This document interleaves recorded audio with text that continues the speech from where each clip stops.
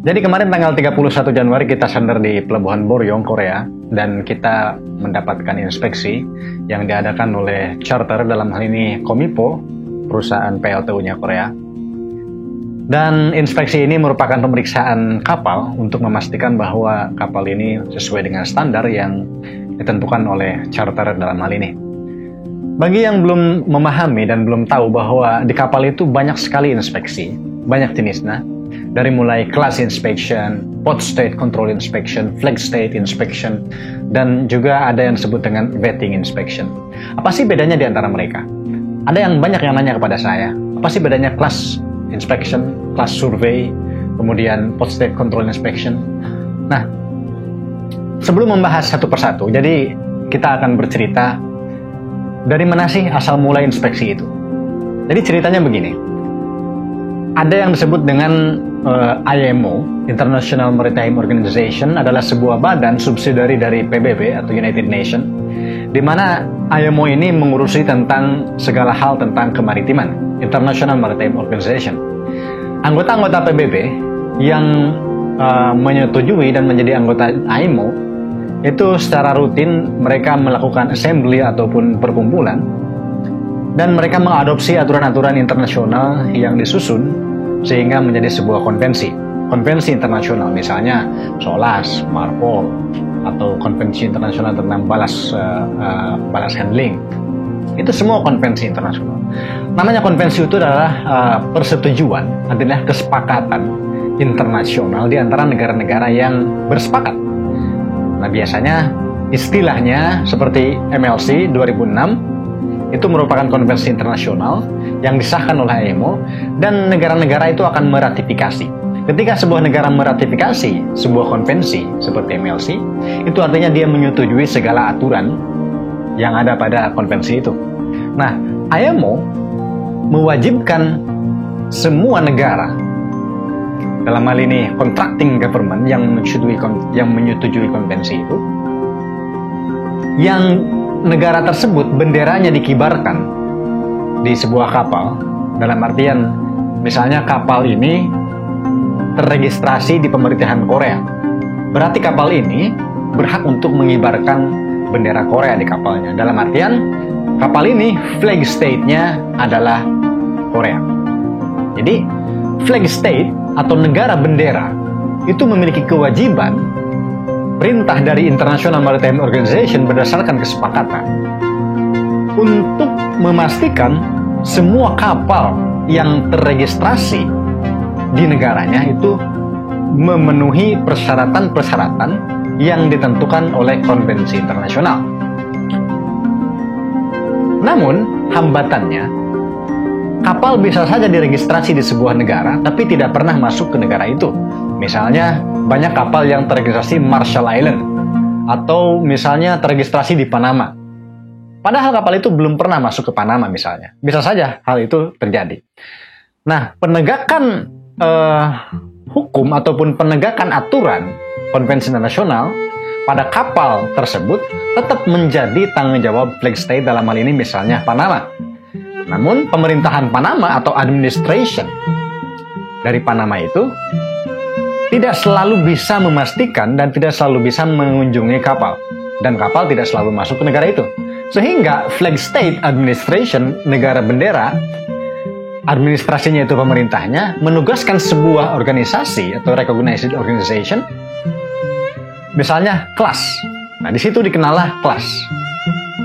Class adalah sebuah lembaga atau organisasi yang mewakili, mendapatkan mandat dari negara bendera untuk memastikan bahwa kapal mengikuti aturan-aturan internasional. Jadi class adalah wakil dari flag state tugasnya. Di mana aturan-aturan internasional itu mewajibkan kapal-kapal untuk memenuhi standar-standar. Misalnya standar load line, maka dikeluarkanlah sertifikat International Load Line Certificate. Misalnya standar tentang konstruksi, dikeluarkanlah Safety Construction Certificate. Nah, yang mengeluarkan sertifikat ini sesungguhnya adalah flag state, namun dikeluarkan kelas di bawah authority. Oleh karena itu, di dalam sertifikat seperti sertifikat kelas, sertifikat construction safety equipment, itu selalu dikatakan under authority of the government of Korea misalnya, under authority of the government of Panama. Jadi kelas itu mengeluarkan sertifikat di bawah otoritas flag state. Kelas inilah yang harus memastikan berdasarkan tugas flag state bahwa kapal-kapal itu sesuai dengan aturan. Maka diadakanlah kelas survei. Misalnya survei untuk safety equipment, survei untuk safety construction. Nah, survei ini bersifat periodik. Ada yang renewal survey 5 tahun sekali, ada annual survey atau annual endorsement, ada juga occasional. Kapan saja bisa dilakukan, misalnya terjadi perbaikan-perbaikan yang besar di kapal. Itu adalah kelas survei yang dilakukan oleh kelas di bawah otoritas flag state. Kelas survei disebut juga kelas inspection, tidak ada bedanya, sama saja. Lalu, tidak hanya flag state, tidak hanya negara bendera yang berkewajiban untuk melaksanakan international standard, tapi IMO juga membolehkan partisipasi dari port state ataupun negara pelabuhan untuk men-enforce atau memastikan enforcement dari aturan internasional itu. Jadi negara pelabuhan itu apa itu negara pelabuhan itu begini maksudnya. Port state itu begini. Indonesia punya pelabuhan Tanjung Priuk. Nah, negaranya adalah Indonesia. Jadi Indonesia itu adalah negara pelabuhan karena memiliki pelabuhan Tanjung Priuk. Nah, pemerintahan Indonesia atau Indonesian Government Administration itu berhak untuk menegakkan aturan internasional pada kapal-kapal yang berlayar di perairan internasional yang memasuki pelabuhannya. Maka diadakanlah sebuah lembaga untuk menegakkan itu. Misalnya kalau di Indonesia barangkali Syah Bandar kali ya. Ada inspektur-inspektur Syah Bandar yang naik ke kapal itu merupakan bagian dari port state. Nah, istilahnya port state itu disebut dengan port state control. Ya, port state control. Orangnya yang melakukan inspeksi ke kapal disebut dengan PSCO atau Port State Control Officer. Jadi, ini adalah hak sebuah negara untuk memastikan kapal-kapal yang masuk ke negaranya itu sesuai dengan aturan, tidak membahayakan keselamatan, dan ya tidak membuat bahaya polusi. Penegakan MARPOL, penegakan SOLAS, penegakan P2TL, penegakan International Lines, termasuk yang terakhir itu penegakan MLC. Nah, negara-negara pelabuhan ini, mereka bekerja sama. Dalam artian, jangan sampai hari ini diperiksa di Korea, seminggu kemudian diperiksa lagi di Australia, seminggu kemudian diperiksa lagi di New Zealand, diperiksa lagi karena setiap negara tidak ada kerjasama, tidak mengetahui. Maka mereka membuat sebuah perkumpulan atau sebuah rejim port state control. Nah, sekarang yang ada di dunia ini misalnya rejim Paris MOU. Paris MOU itu Memorandum of Understanding. Negara-negara Eropa mereka mengadakan sebuah kesepakatan yang diadakan di Paris sehingga muncullah Paris MOU. Jadi Paris MOU itu adalah rejim dari port state control di daerah Eropa. Di daerah Asia misalnya Tokyo MOU. Ada juga Villa del Mar di Amerika Latin. Dan juga di tempat lain banyak ya. Setiap area itu ada. Nah, negara-negara di area ini mereka kesepakatan bahwa kapal yang sudah diperiksa oleh suatu negara dalam jangka waktu 6 bulan itu tidak bisa diperiksa lagi, bukan tidak bisa, boleh saja, tapi mereka mempertimbangkan untuk tidak memeriksa itu. Itu port state control. Nah, port state control bebas masuk ke kapal, melakukan inspeksi kapan saja. Nah, ketika terjadi pelanggaran yang besar, misalnya katakanlah defisiensi yang merupakan ground for detention, itu port state control akan memberikan kesempatan kepada kapal untuk memanggil kelas. Nah, jadi kelas akan datang ke kapal berhadapan dengan port state control. Jadi kelas itu adalah berada pada pihak kapal, sedangkan port state control berada pada pihak port state negara pelabuhan. Nah, mereka akan mengatakan kenapa kapal kamu kok tidak sesuai dengan aturan ini. Nah, kelas di situ bertugas untuk mengklirkan apakah benar melanggar aturan atau tidak. Nah, port state control bisa membolehkan ataupun menghilangkan defisiensi atau detention ketika ada guarantee dari kelas. Misalnya, kapal boleh berlayar dengan condition of class. Nah, itu adalah yang berkepentingan terhadap internasional. Jadi yang berkepentingan terhadap aturan internasional itu, pertama, flag state yang diwajibkan untuk menegakkan hukum itu, yang mewakilkan kepada kelas. Yang kedua,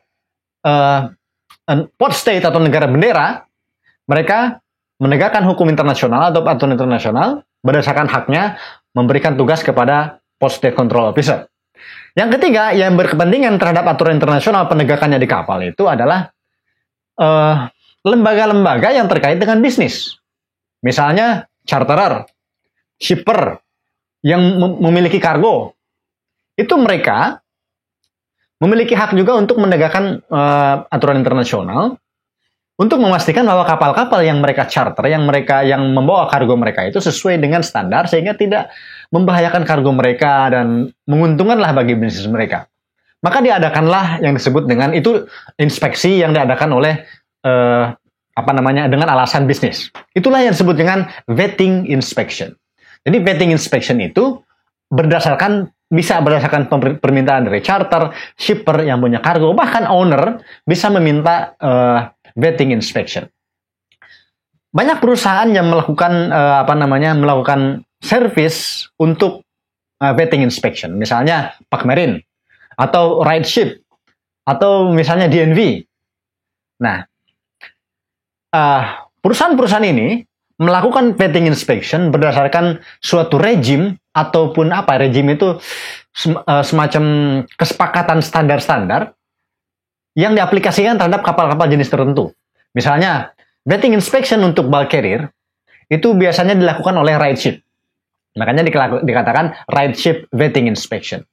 Nah, negara-negara seperti shipper-shipper dan yang punya kargo seperti di Australia, Brazil, itu mengharuskan kapal-kapal, terutama yang di atas 10 tahun, itu memiliki approval dari RightShip Inspector. Oleh karena itu, kapal ini sebelum loading dulu pernah loading di Gladstone, di High Point, perusahaan meminta kepada RightShip untuk melakukan inspeksi kepada kapal. Sehingga RightShip bisa mengeluarkan sertifikat bahwa kapal ini sesuai dengan standar. Nah, berdasarkan sertifikat dari RightShip ini, maka shipper atau charter, mereka memiliki kepercayaan bahwa kapal ini pantas untuk di-charter dan pantas untuk disewa, membawa kargo. Untuk kapal-kapal tanker, misalnya Pak Marine, perusahaan Pak Marine melakukan inspeksi vetting di kapal-kapal tanker dan gas, mereka menggunakan rejim SIRE. SIRE itu Ship Inspection Report Program. SIRE itu didirikan ataupun di bawah lindungan dari OCMEF, Oil Company International Marine Forum. Jadi perusahaan-perusahaan minyak di dunia ini mengadakan kerjasama dan mereka membuat suatu standar tertentu dan dilembagakan menjadi SIRE inspection. Nah, SIRE inspection ini biasanya diminta seperti Shell. Misalnya Shell meminta Pak Marine untuk melakukan inspeksi kapal yang akan di-charter oleh mereka supaya sesuai dengan standar SIRE. Untuk kapal-kapal gas misalnya, mereka melakukan meminta standar rejim rejim CDI misalnya kan, Chemical Distribution Institute. Itu adalah CDI adalah standar internasional yang disepakati oleh perusahaan-perusahaan gas internasional dan chemical, sehingga kapal-kapal itu harus sesuai dengan CDI. Nah, perusahaan yang melakukan survei ini seperti Pak Marine, DNV itu bertanggung jawab untuk memastikan kapal sesuai dengan CDI. Dengan demikian perusahaan-perusahaan minyak, perusahaan gas dan chemical, mereka punya keyakinan sebuah kapal itu pantas untuk di-charter atau tidak. Itulah sekilas tentang inspection di atas kapal. Jadi ada negara flag state, dia menugaskan kewajibannya kepada kelas yang melakukan survei dan inspection lalu mengeluarkan sertifikat statutory certificate. Kemudian negara pelabuhan atau port state, mereka memiliki hak untuk menegakkan hukum internasional bagi kapal-kapal yang memasuki pelabuhannya dengan mengadakan sebuah lembaga yang disebut dengan Port State Control Officer yang melakukan survei kemudian mengeluarkan sertifikat Port State Control Inspection Certificate. Yang ketiga, lembaga-lembaga komersil berkepentingan untuk memastikan kapal itu sesuai dengan standar mereka. Mereka membuat suatu rejim, katakanlah SIRE, CDI, atau RightShip, untuk memastikan kapal-kapal itu sesuai dan menguntungkan bagi mereka. Itulah sekilas tentang ships inspection yang kita ikuti. Kali ini kita mengikuti vetting inspection yang diadakan oleh perusahaan yang bernama BOS. Jadi perusahaan BOS ini disewa oleh Komipo untuk mengecek kapal-kapal yang dicarter oleh mereka untuk memastikan bahwa kapal itu sesuai dengan standar. Nah, di sini ada salah satu temuan pada BOS ini dari Hedgecoming. Ya, Hedgecoming di sini compression bar itu tidak rapat dengan rubber packing. Itu bisa dilihat tidak ada bekas tekanan pada rubber packing, sehingga dipastikan bahwa cross joint atau apa namanya meeting joint, cross joint atau meeting joint ini tidak rapat sehingga kapalka tidak kedap air atau tidak waterproof. Dengan demikian ada sebuah point out dari BOS untuk diperbaiki oleh kapal di kemudian hari. Jika defisiensi ini tidak diterima oleh charter, mereka bisa reject atau bisa off hire. Bahkan suatu hari pernah di Brazil, sebuah kapal diadakan right ship dan tidak memenuhi standar. Kapal sudah sampai di sana, tetapi ditolak oleh shipper karena tidak sesuai dengan right ship inspection. Yang rugi siapa? Operator kapal. Kapal sudah datang ke sana, ternyata tidak sesuai dengan standar, kapal ditolak untuk muat, dan kapal pulang lagi dengan biaya dan hampa. Semua kerugian itu. Oleh karena itu, officer-officer perlu untuk melakukan kegiatannya sesuai dengan standar internasional. Pelaut-pelaut Indonesia harus mengerti ini dan harus bekerja sesuai dengan aturan.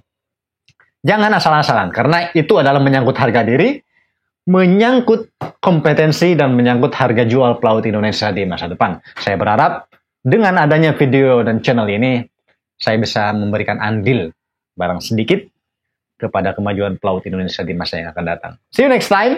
Jangan lupa like and subscribe, karena di sini kita akan selalu menemukan hal-hal yang baru dan bermanfaat. Okay, see you next time and ciao.